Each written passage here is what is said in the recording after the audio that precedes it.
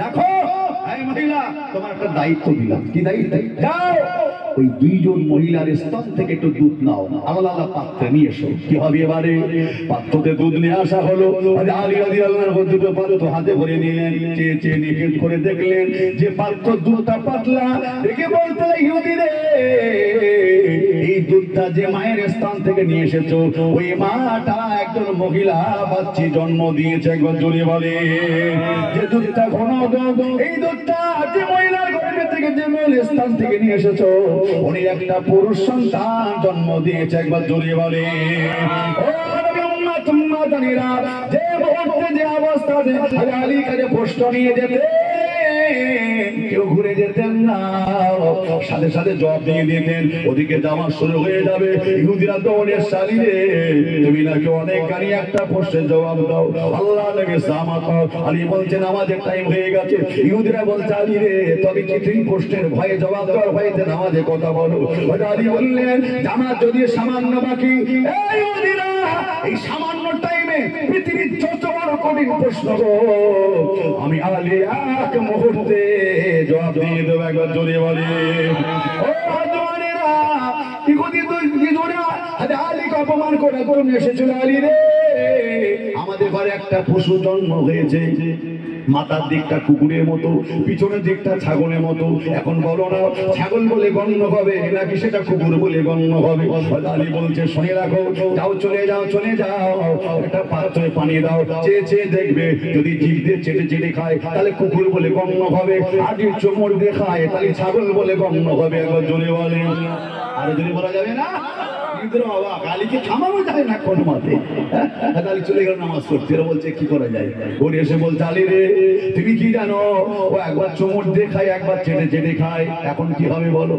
আলী বলছে শোনো, তবে একটা কাজ করো, একটা পাত্রে ঘাস দাও, একটা পাত্রে গোস্ত দাও, কোনটা খায় একবার দেখো। যদি গোস্ত খায় তাহলে কুকুর বলে গণ্য হবে, যদি ঘাস খায় তাহলে ছাগল বলে গণ্য হবে। ও ইহুদি এসে বলছে ওরে আমা, ওর রেখে বলছে আলী রে, ঘাসও খায় আবার গোস্ত খায়, এখন কি করা যাবে? আলী বললেন আমার গোস্তে বাকি নাই, এমন কোন পশু দুনিয়াতে নাই, তবে একটা শেষ নম্বর, আর তোমাদের আসতে হবে না, আসতে হবে না। কি করতে হবে? যাও চলে যাও, ওই পশুটাকে জবাই করো, জবাই করে দেখো, ওর নারী যদি হয় অল্প, নারী ভরে অল্প যদি হয় তাহলে কুকুর বলে গণ্য হবে, আর নারী গুলি যদি বেশি হয় তাহলে ছাগল বলে গণ্য হবে। এখন জোরে বলেন, ছাগলের নারী বেশি হয় না কুকুরই বেশি হয়? জোরে বলেন, ছাগলের নারী বেশি হয়। এখন ওরা দেখছে পশু তো নাই, কিন্তু জবাই করে দিলে প্রশ্ন সব শেষ হয়ে যাবে। আলী বললেন প্রশ্ন এক গায়ে শেষ, জবাই করে দিলে ইহুদি লজ্জায় আর তৃতীয় চতুর্থ বার গেল না। একবার জোরে বলে আবার ইহুদিরা বলছে আলী কাছে হারা যায় নারী রে, একবার বলো না কোন পশু বাচ্চা দেয়, কোন পশু ডিম দেয়? আলী বলছে শুনে রাখো, এত বড় প্রশ্ন তোমরা আমার কাছে নিয়ে এসেছো, কি মনে হয় আমাদের মনে হয় আলী তুমি পারবে না? আলী বলছে একটা কথাই জবাব দিয়ে দিলাম, শুনে রাখো, যে পশুগুলো চিবিয়ে চিবিয়ে খায় ওরা বাচ্চা দেয়, আর যারা গিলে খায় তারা ডিম দেয়। একবার জোরে বলেন, এত জোরে হবে না। আবার একই প্রশ্ন, আবার দ্বিতীয়বারের শালী রে, তুমি কি এই প্রশ্নের দ্বিতীয় কোনো জবাব পারবে? আলী বলেছে নিশ্চয়ই পারবো। আলী রাদিয়াল্লাহু আনহু কি বলেছিলেন?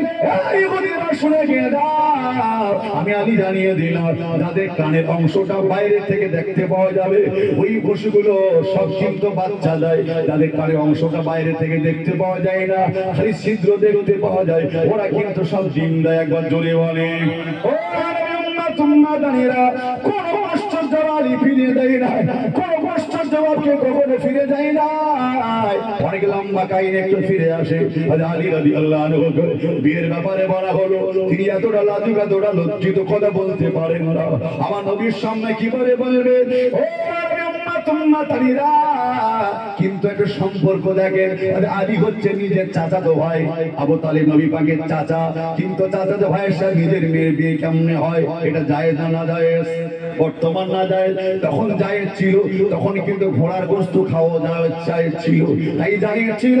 ও উম্মতানিরা, আরেকটা কথা মাথায় রাখো, নবী সালামের বেটা বেটি নিজের বেটা বেটির সঙ্গে একসঙ্গে নিজের ছেলে মেয়েকে বিয়ে দেওয়া কতটা তৎকালীন জায়েজ ছিল, যেমন জায়েজ ছিল তেমন নবীর জামানা চাচাতো ভাইয়ের নিজের মেয়ে বিয়ে দেওয়া জায়েজ ছিল, কিন্তু এখন না জায়েজ আর জায়েজ নয়। আল্লাহ নবী বললেন কি খবর আলী বলো। আলী চুপচাপ বসে বলতে পারে না। আবু বকর সিদ্দিক বলছে আলী রে একবার মুখ ফুটে বলো না। আলী ডেকে বলছি ইয়া রাসূলুল্লাহ অনুমতি যদি না একটা কথা বলতে পারি বাবা আলী একবার বলো না, হুজুর আপনার টেনশন মুক্ত করতে পারি যদি কি আপনার দুলারে হযরত ফাতেমাকে আমি আলীর সঙ্গে বিয়ে দেয় না। নবী আমার মদিনার মসজিদে নববী শরীফের ভিতরে আল্লাহ নবী দাঁড়িয়ে গিয়ে মারহাবা মারহাবা আলী রে চিন্তা করো না আমি নবী তোমাকে জামাতা হিসেবে কবুল করে নিলাম।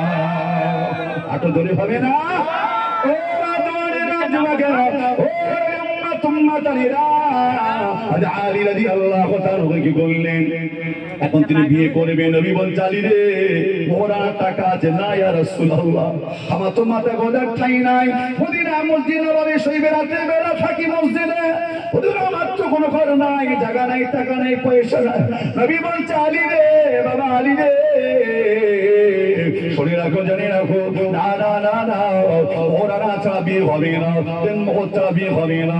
আমি নবী জানিয়ে দিলাম চলে যাও চলে যাও।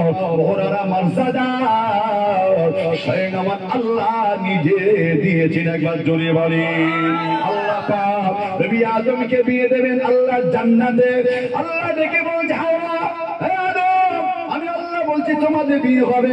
ওরে আদম রে তোমার কি মোহরানার টাকা আছে না? রব্বি আল্লাহ আমি কোথায় পাবো?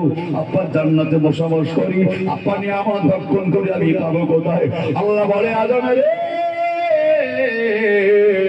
মোহরানা ছাড়া বিয়ে হবে না হবে না। নবী আদম মনটা খারাপ হয়ে গেল। আল্লাহ বলছে তোমার জন্য তুমি আমার জান্নাতে বসবাস করো খালি তোমার জন্য আমি আল্লাহ একটা আমি আল্লাহ পন্থা রাস্তা জানিয়ে দিলাম। তুমি যদি আমার আখিরে জামানার নবী নবী মুহাম্মদ রাসূলুল্লাহ সাল্লাল্লাহু আলাইহি ওয়াসাল্লামের নামে 20 বার দরুদ শরীফ পড়ে নাও এটাই তোমার জন্য আমি আল্লাহ মোহরানা হিসাবে কবুল করে নিলাম। জোরে হবে না?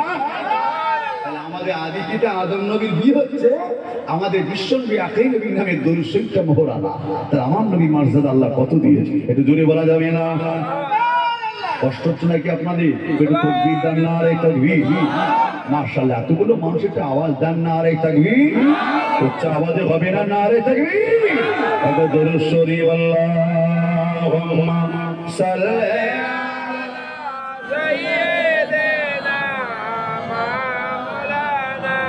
وعلى آل سيدنا জন্ম আমার নবী যুগে হলে কেমন হতো জন্ম আমার নবী যুগে হলে কেমন হতো নয়নে রাসূল পাক দেখিলে কেমন হতো জন্ম আমার নবী যুগে হলে কেমন হতো আশিক বেশে হাজিরাতে বেলালে মধুর আযান যে আযান ছিল এমন মগদ রহমান দয়া নবীর পিছের আওয়াজ পড়লে কেমন হতো আল্লাহুম্মা সাল্লি আলা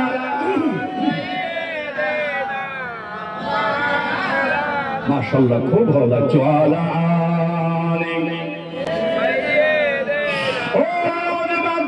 ছেলেরা বাচ্চারা আল্লাহ নবী দেখে বলছে বাবা আলীরে শুনে গেলাও না না না না না ওরা ছাড়া বিয়ে হবে না কারণ মহিলাদের ইজ্জত আমার আল্লাহ পাক তিনি যে বাড়িয়ে দিলেন।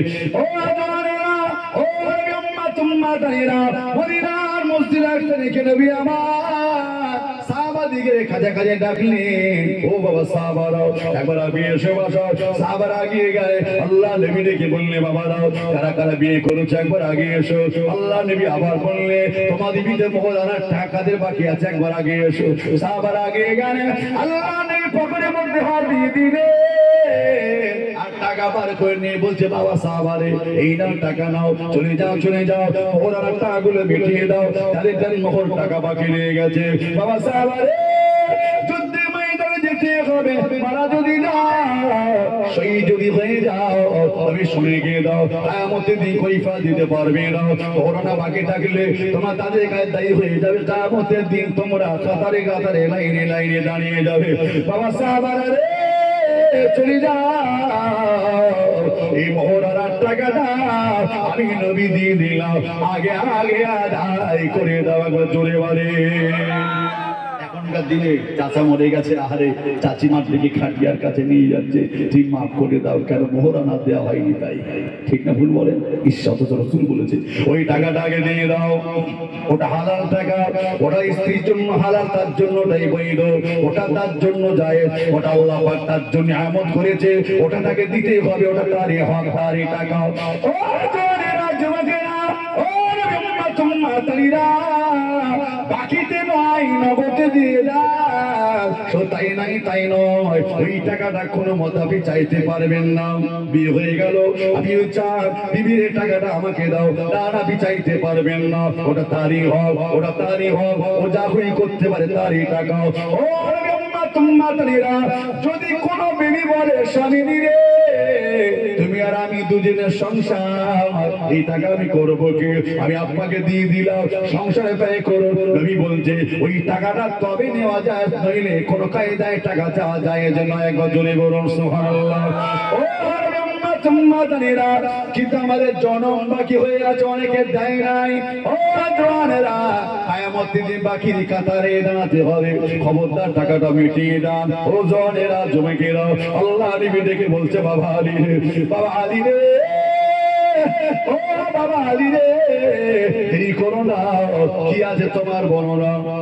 হযরত আলী বলছে, রাসূলুল্লাহ হাবিবাল্লাহ, ওই যে আমার বলতে তলোয়ার ছাড়া আমার কাছে আর কিছু নয়, একটাই মাত্র তলোয়ার, যুদ্ধে যেটা আমি লড়াই করি, ওই তলোয়ারটার নাম হলো জুলফিকার নামী তলোয়ার। আল্লাহ নেই বলছে, বাবা আলী রে চলে যাও চলে যাও চলে যাও, ওই তলোয়ার খানা নিয়ে যুদ্ধে ময়দানে বিক্রি করে দাও। বিয়ের আগে ইসলামের প্রথম যুদ্ধ হয়েছিল বদরের যুদ্ধ।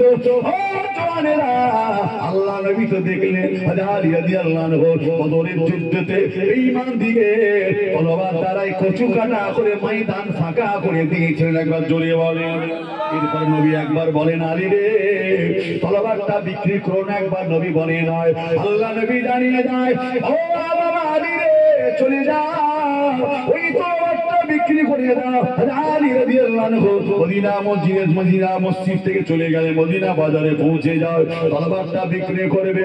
ওসমান গনি খবর পেয়ে গেলে ওই পিছনে পিছনে হাজির হয়ে যায়, মদিনা বাজারে গিয়ে সালাম দিলে, ও আলী রে তুমি কি তলোয়ারটা বিক্রি করবে? জি ভাই ওসমান গনি তলোয়ার বিক্রি করবো। একে বলছে, আলী রে ওই তলোয়ারটা আমাকে দাও, কতটা তুমি দাম রেখেছো? উনি দাম জানালেন। ওসমান গনি বললে, আলী রে আমি জানি তোমার এখন টাকার দরকার, আমি আজ ওসমান গনি 300 দিরহাম টাকা দিয়ে কিনে নিলাম। একবার জোরে বলেন।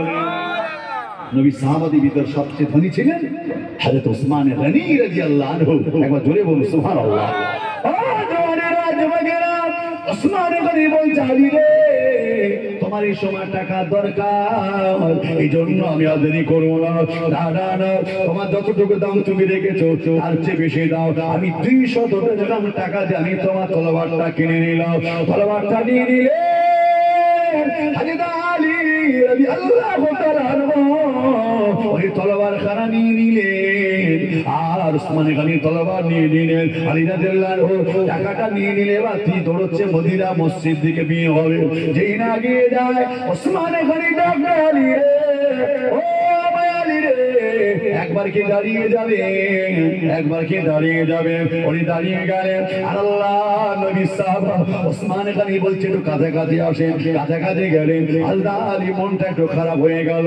তবে কি আমার তলোয়ারটা পছন্দ হয়েছে, তবে কি আমার তলোয়ারটা পছন্দ হয় না, আপনি কি আমার তলোয়ারটা ফিরিয়ে দেবে।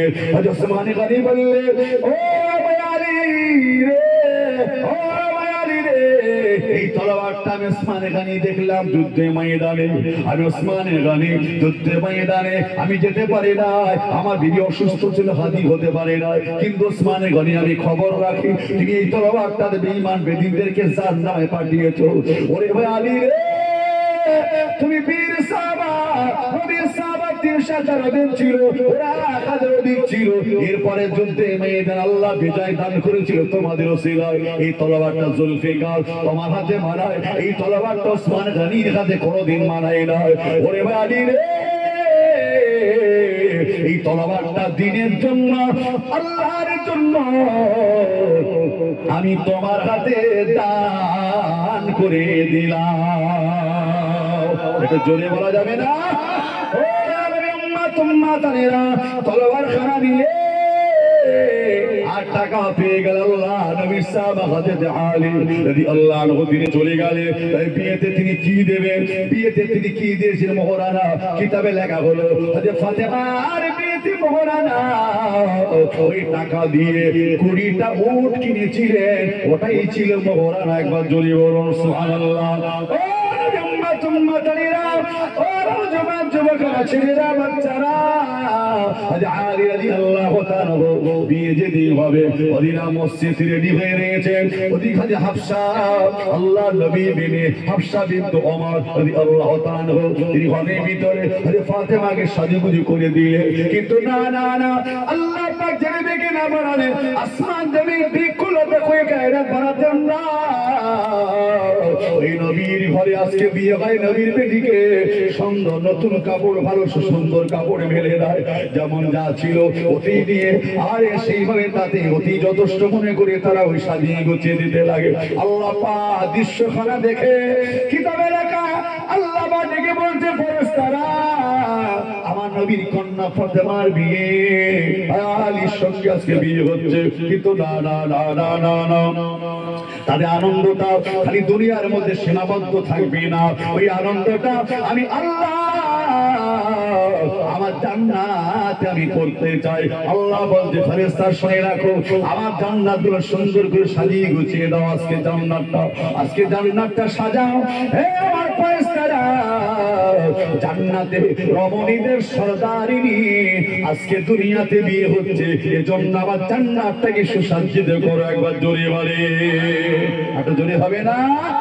ও আমরা বড়াই বাকি জওয়ানেরা, ও নবী উম্মত উম্মাতানিরা, দুনিয়ার মুখে হাজার ফাতেমার বিয়ে হয়ে যাবে, ওদিক আল্লাহ জান্নাতে সুসজ্জিত করা হয়। তবে দেখতে পাওয়া গেল এখন বিয়ে হবে, আরে বিয়ে খুতবা কে পড়লে? আল্লাহ নবী খুতবা পড়লেন। বিয়ে হয়ে যাওয়ার পরে তাবাররুক বিরিয়ানি কালিয়া কোফতা ছিল না, তাবাররুক ছিল বিয়ের খানা ছিল, আরবের খাজর ছিল, ওটাই ছিল তাবাররুক। নবী কন্যার বিয়েতে কোনো বিরিয়ানি জোটে নাই, নবী কন্যার বিয়ে সুসজ্জিত হালুয়া ফালুয়া জোটে নাই। ও নবী উম্মত উম্মাতানিরা, আমার নবীর কন্যা ফাতেমার বিয়েতে তাবাররুক হিসাবে আল্লাহ নবী সাহাবাদের মাঝে খাজুর বিতরণ করেছিলেন। একবার জোরে বলে, ও জওয়ানেরা, তাই বিয়ের মজলিসে খাজুর দেওয়া সুন্নাত। অনেকে বিয়ে হয় কিন্তু ছেলের পক্ষ থেকে নিয়ে যায় এমন খাজুর নিয়ে যায় সাদা সাদা, যার কোন রস নাই কষ নাই, জীবনে না ভিতরে যায় না বাইরে যায়, বিপদে শেষ নাই। এরকম খাজুর দেবেন না, দেবেন একটু ভালো দেখে দেন, যেটা মানুষজন খেতে পারে। অনেকে আছে বিরিয়ানি গলা পর্যন্ত খেয়ে ফেলে, এখন বিয়ের মধ্যে খাজুর দেয় বলে আর জায়গা নাই, খাবো কোথায়? কিন্তু অতগুলো খেয়েছেন, সব হয়েছে কি জানি না, ওই খাজুরটাই সব হয়, ওটাই বাদ দেবেন না, ওটা আমার নবীর সুন্নাত। এজন্য ছেলের পক্ষ যারা বিয়ে যখন দেবেন ছেলেকে একটু খাজুর বেশি করে ভালো খাজুর নিয়ে যাবেন, ওটা সুন্নাত। একটা খাজুর অর্ধেকটা ছেলেকে দেন, অর্ধেকটা মেয়েকে দিয়ে দেন। আল্লাহ নবী হযরত আলীকে অর্ধেক টাকা দিলেন, দোয়া করে একবার ফোন দিয়ে দিলেন, আবু বকর সিদ্দিক হাতে দিয়ে দিলেন, চলে যাও আমার বেটি ফাতেমার কাছে পৌঁছে দাও। একবার জোরে বলে ও আরবি উম্মাত মাদানীরা, বিয়ে হয়ে গেল আর তাদের মাথা গোদা ঠাই নাই, কোথায় থাকবে তারা? আমি কি বললাম? আমরা শুধু আমি কি বলেছিলাম, বর্তমান সময়ে ছেলে কি করে দেখার দরকার নাই, বাপের কি আছে দেখ। ছেলে মাতাল হয়ে হোক, তাস্কর হয়ে হোক, জুয়া করে হয়ে হোক, বাপের দশতলা থাকলে হবে। কিন্তু না না না, আল্লাহ নবী বিয়ে দিলেন আমার জামাতাকে যার ঘর নাই। ও নবী উম্মত উম্মতনীরা, আল্লাহ নবী ঘর দেখে দেয় না। ছেলে একজন জ্ঞানী শিক্ষিত আলেম দ্বীন। আলীর ব্যাপারে নবী বললেন আনা মাদিনাতুল ইলম ওয়া আলিমুন বাবুহা, আমি জ্ঞানের শহর, ওই শহরের দরওয়াজা আলী। আমার জামাতা হয়ে গেল, আমি নবী বড় খুশি হয়ে গেলাম। জোরে বলেন ঘর নাই, কোথায় যাবে? ফাতেমাকে নিয়ে চিন্তায় পড়ে গেল। নবীর একজন সাহাবা হযরত নুমান বিন নাসির রাদিয়াল্লাহু আনহু হাজির হয়ে যায়। ও ভাই আলী রে, আমার আল্লাহ দুটো ঘর দিয়েছে ভাই, আমি মদিনার সাহাবা নুমান বিন নাসির রাদিয়াল্লাহু আনহু, আমার দুটো ঘর আছে। যদি আপনি কিছু মনে না করে, একটা ঘর আমার বেকার পড়ে থাকে, ওই ঘরটা আল্লাহ রাস্তে আমি আপনাকে হাদিয়া করে দিলাম। একবার জোরে বলে ও আরবি উম্মত উম্মতনীরা, ঘর দিয়ে দিলে। আল্লাহ নবী ফাতেমাকে নিয়ে যাওয়ার আগে আল্লাহ নবী ফাতেমাকে ডাক দিয়ে বলছে, মেরি ফাতেমা শুনে রাখো মা, তুমি যখন আলীর ঘরে দিয়ে যাবে শুনে রাখো, না না না, আজ থেকে তোমার গার্জেন চেঞ্জ হয়ে গেল। আজ থেকে হাজা আলী হচ্ছে তোমার গার্জেন মা। তোমার মা বিদায় নিয়ে যে খাদিজা, আমি পিতা 5 বছর বয়সে তোমার মা চলে গেছে। ও মেরি ফাতেমা, 55 বছর বয়সে তুমি খাদিজার পেট থেকে আল্লাহ ফাতেমাকে দুনিয়ায় পাঠিয়ে দিয়েছিলেন। 55 বছর বয়সে দুনিয়া এসেছিলেন খাদিজা রাদিয়াল্লাহু আনহা। 55 বছর বয়সে যখন গর্ভবতী হয়েছিলেন, বেটা বেটি অনেকে মারা গেল। খাদিজা একটা স্বপ্ন দেখে বলেছিলেন, ইয়া রাসূলুল্লাহ হাবিবাল্লাহ, ওদিন আমি ফাতেমা বেবি খালিদ, আমি খাদিজা একটা স্বপ্ন দেখলাম। কি স্বপ্ন দেখেছো খাদিজা? ওদিন একটা স্বপ্ন দেখলাম, আসমানে উজ্জ্বল একটা তারকা, ওই তারকা সুন্দর একটা উজ্জ্বলিত তারকা, ভাসতে ভাসতে ভাসতে ভাসতে আমি খাদিজা আমার কোলের উপরে চলে এসেছে। জোরে বলে সুবহানাল্লাহ। তাই না, ওই কাল তারকার আলো রশ্মিটা মক্কা মদিনার ঘরে ঘরে যেন পৌঁছে গেল। আল্লাহ ব্যাখ্যা কি দিলেন, ও খাদিজা, অনেক বেটা বেটি চলে গেছে, আমি তুমি দুঃখিত। এখন আল্লাহ পাক যে বেটা বেটিকে দেবেন, আল্লাহ এখন যে বেটা বেটিকে দেবে, ওই বেটা বেটির ওসিলায় আল্লাহ পাক আমি নবী, আমার আদর্শ, আমার নীতি, আমার নর, আমার সিলসিলা কিয়ামত পর্যন্ত জারি থাকবে। একবার জোরে বলে ও নবী উম্মত উম্মতনীরা, ও নওজোয়ান যুবকেরা, ছেলেরা, বাচ্চারা, আরে ফাতেমাকে ডাক দিয়ে বলছে, ফাতেমা রে, তোমার মা দেখো ছোটবেলায় মারা যায়, আমি তোমার মহব্বতে মক্কা থেকে দূরে দাওয়াতে কোথায় দাওয়াত দিতে যেতাম না। আমি 5 বছর ধরে মক্কার অলিতে গলিতে দাওয়াত দিয়েছিলাম। সন্ধ্যার আগে আগে বাড়ি চলে এসেছি। ফাতেমা, তুমি কখনো কখনো বালিশে মুখ দিয়ে মায়ের কোনো মনে করে কেঁদে কেঁদে বালিশ ভিজিয়ে দিয়েছিলে। আমি জানি রাতে বেলা একা থাকবে, তোমার কষ্ট হবে, এই জন্য আমি ফাতেমাকে ওমা ফাতেমা, আমি নবী রাতের আধারে সন্ধ্যার আগে আমি তোমার কাছে চলে এসেছি। ফাতেমা, তোমার মা চলে গেছিল, আমি নবী বাপের ভালোবাসা, মায়ের ভালোবাসা আমি নবী দিয়েছিলাম। ও ফাতেমা, শুনে রাখো মা, তোমার যখন 10 বছর বয়স হলো, তখন আমি দূরে দূরে গেছিলাম, তোমাকে কোলে পিঠে মানুষ করেছি মা। তুমি শুনে রাখো, আজ থেকে তোমার গার্জেন চেঞ্জ হয়ে গেল। ও মা ফাতেমা রে, আমার আলী তোমার গার্জিয়ান, আমার আলী তোমার স্বামী। ও মা ফাতেমা, আমার আলীকে কোনোদিন কষ্ট দিও না মা।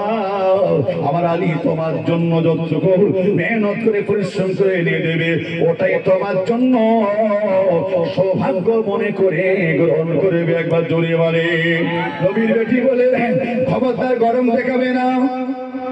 নবীর বেটি বলে মেজাজ দেখাবে না। নবীর বেটি বলে নিজেকে বিরাট কিছু মনে করবে না ফাতেমা।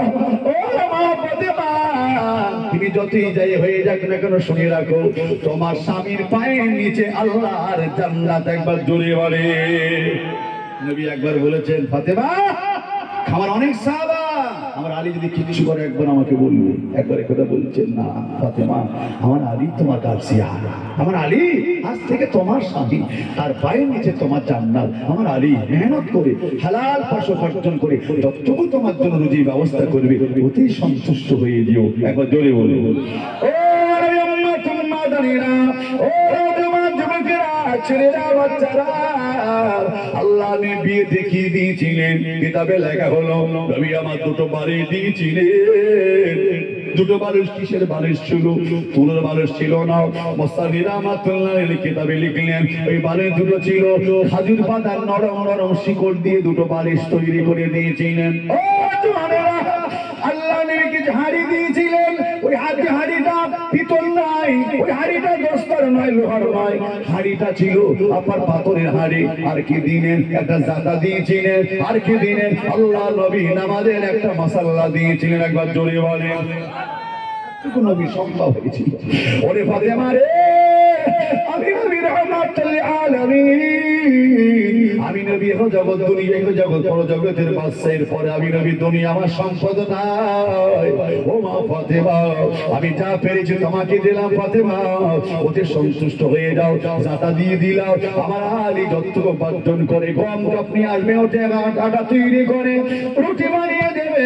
ও মা ফাতেমা, নামাজে মাসাল্লা দিয়ে দিলাম, টাইম মতো নামাজটা আদায় করে নেবে। তাই নাই, তাই নয়, এই দুটো বালিশ আমার তকদিরে জুটে যাও। ওরে মা ফাতেমা, আমি নবী তোমাদের জন্য পাথরে কটা হারিয়ে দিলাম, এছাড়া আর কিছু দিতে পারলাম না। আল্লাহ নবী দিয়ে বলছে, ফাতেমা চিন্তা করো না। ওরে ফাতেমা রে, আমার আলী কিছু নাই, মন খারাপ করো না। মনে রাখো, অভাব অনটন হতে পারে তোমাদের ঘরে, আল্লাহর রহমত আর দয়া দিয়ে আল্লাহ পা ভরিয়ে দেবে। একবার জোরে বলি। ও জোরেরা যুবকেরা, নবী আমার বিদায় দিন ফাতেমাকে সঙ্গে করে নিয়ে আলী রাদিয়াল্লাহু নিজের ঘর নাই, নবীরা সাহাবা নওমান বিন আসি দান করলেন, হাদিয়া করলেন। ওই ঘরে চলে গেলেন, ওই ঘরটা জনমের মতো হাদিয়া করে দিলেন। ওই ঘরে বসবাস করতে লাগে। দিন যায় রাত আসে, রাত যায় দিন আসে। ও উম্মাতুম্মাতানিরা, তবে দেখতে পাওয়া গেল, তবে দেখতে পাওয়া গেল হযরত ফাতেমা রাদিয়াল্লাহু তাআলা তিনি অন্তঃসত্ত্বা হলেন। কিতাবে লেখা হলো 6 মাস